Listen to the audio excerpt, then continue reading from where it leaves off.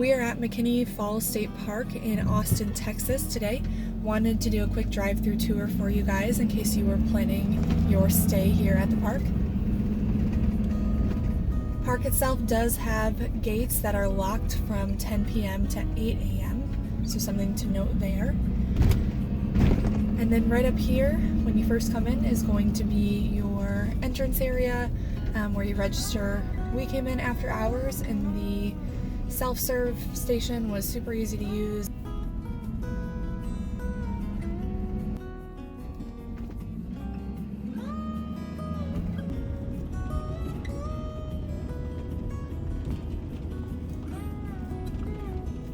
So right off the main road on the right hand side here is going to be a little kind of picnic area loop. So we'll sneak down this way first.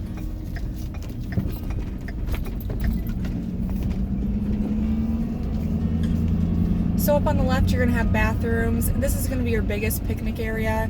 Has, I would say, probably 15 to 20 different picnic tables. And then this is also the area where your playground is. If you have any younger kids that are excited to be able to go to the playground, you'll probably be a little bit disappointed. No slides, anything like that. It's just simply 2 normal swings and then 2 swings for younger kids. So that is unfortunately the only playground in the area.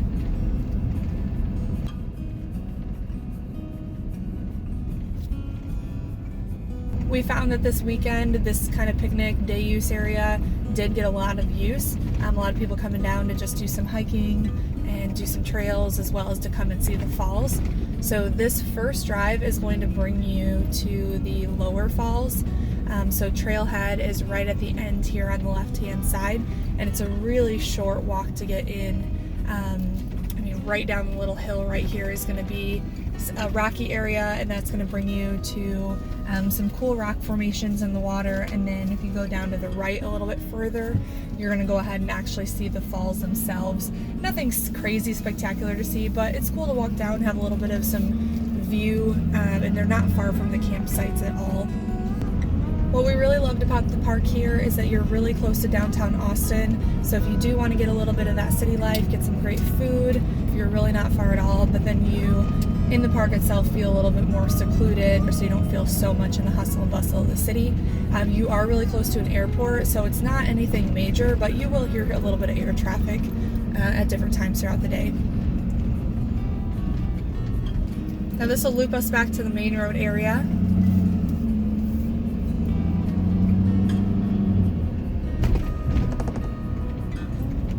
And then on the right hand side, this is another picnic area as well as entrance to the upper falls. It might feel like a bit of a long drive to get over this way, but there is a trail called the Onion Creek Trail, and that does loop kind of through the woods from the campsite areas. On the right hand side, they are renovating a building there, so not really sure what that is. But right to the left of it, behind these trees here, is Trailhead for the upper falls. Again, just a little short walk down the hill, and then you're at the upper falls there. Definitely not as much to see, but there is a little picnic area back there and stuff as well.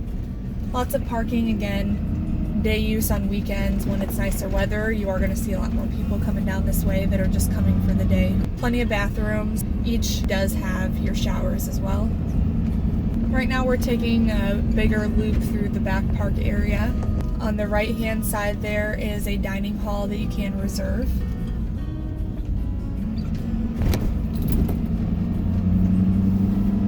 And then off this loop is going to be the cabin area. So you can go ahead and rent different cabins.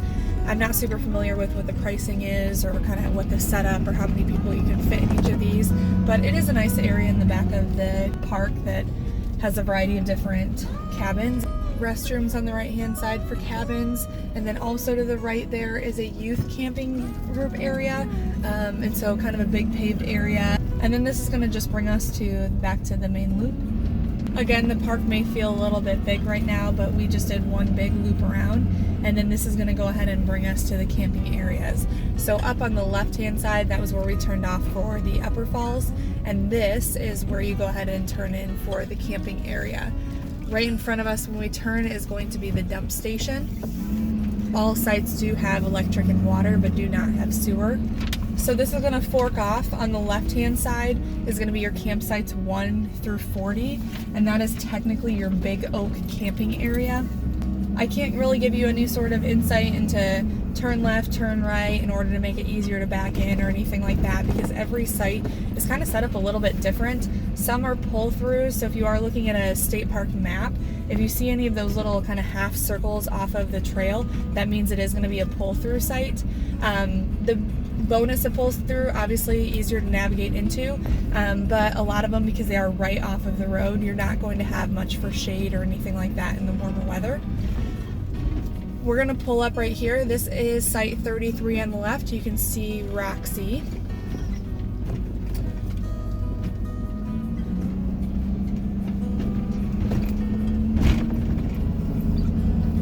And we've seen a good variety of people from, really large motorhomes to fifth wheels, travel trailers, a lot of tent camping around us over the last week. So it seems like you kind of get a good variety in the park here. I do feel like the Big Oak camping area is going to be a little bit easier to navigate if you have a much bigger rig.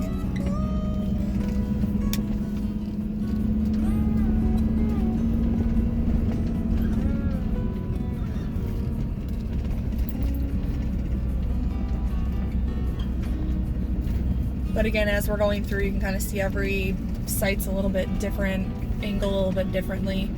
Right in front of us is the shower area for the Big Oak camping area.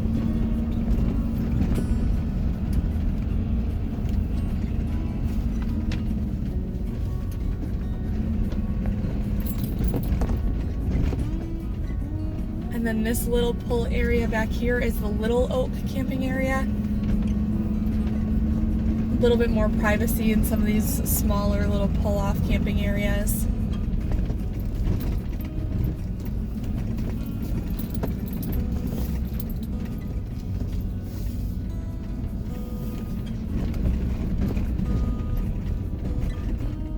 Sites back here are nice because they are, again, pretty well shaded, with the exception of that guy. So that is Little Oak camping area, and that's going to be your sites 9 through 17. And then this just loops you right back onto the Big Oak camping area loop.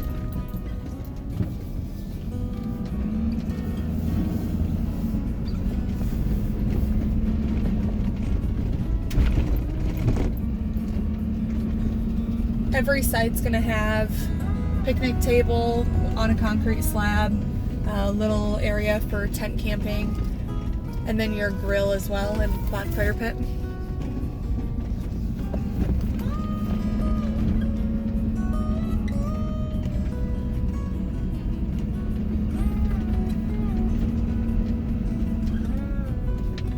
So we're here in January, and as you can see, a lot of the sites are pretty full.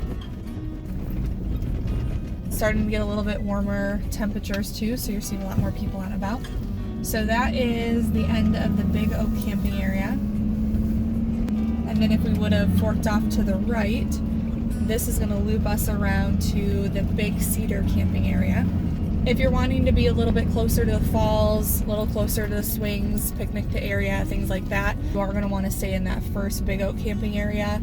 If you want to be a little bit further away from everybody, then you can definitely go ahead and stay in this back area. So these are going to be sites 41 through 84. When you first pull in here, pretty much immediately there's going to be the Grapevine Loop camping area, just a little pull off from the larger Big Cedar area. Bathrooms are right here on the left-hand side.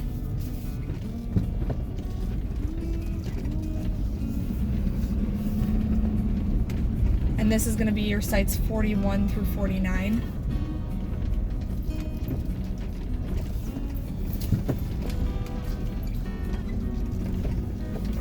It is nice and secluded back in this area, but if you do have a bigger rig, I could definitely say it'd be a little bit harder to navigate through.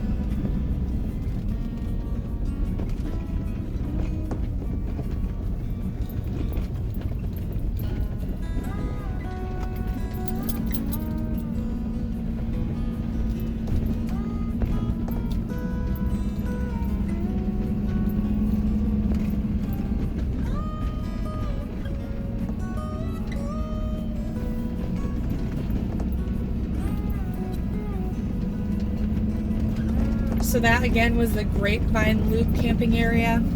It's going to circle us back to the big Cedar Loop.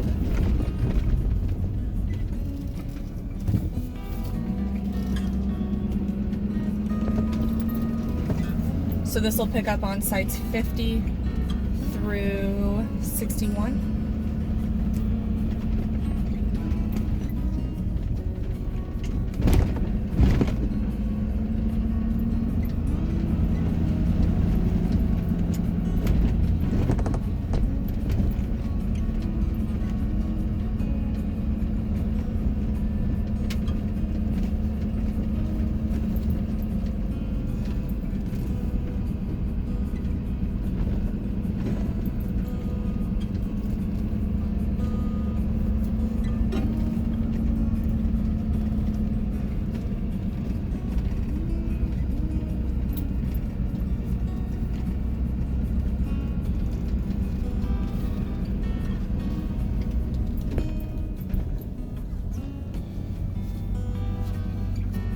Then on the right, this is going to bring you onto the Moss Loop camping area.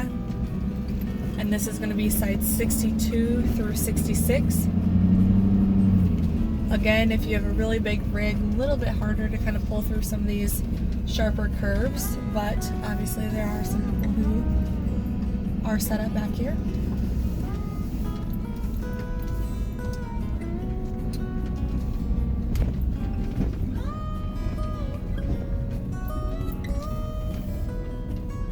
And then back to finish out the big Cedar camping area. And this will bring you sites 67 through 84.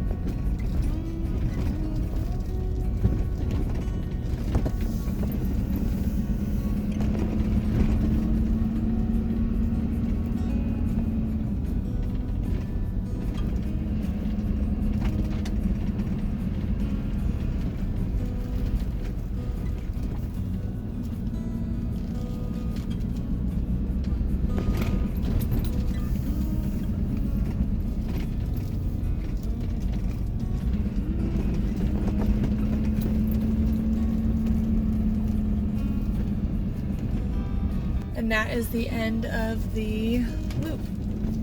Overall, we stayed here for 5 days, and again, if you're wanting that access to Austin to do a little bit of exploring in the city itself, this was a really great option. Really easy to access, not a lot of noise, and you do get to have access to the falls and some of the different trails, and the trails themselves are really, really easy. A lot of them are partially paved. Back to dump station on the right hand side, and this is going to loop us back to the main road, which will bring us out to the front entrance. So I hope that this was helpful if you are planning a stay at McKinney Falls State Park. Again, we've really enjoyed our stay here. Not all the amenities of an RV resort, but if you're wanting for just a neat place to kind of stay right close to Austin, I would definitely recommend to check this place out. Pricing can't be beat. Then also be sure to follow us along. We are on Facebook, Instagram, YouTube as The Scott Life, and we'd love for you to follow along in our adventures as we travel the United States with our daughter.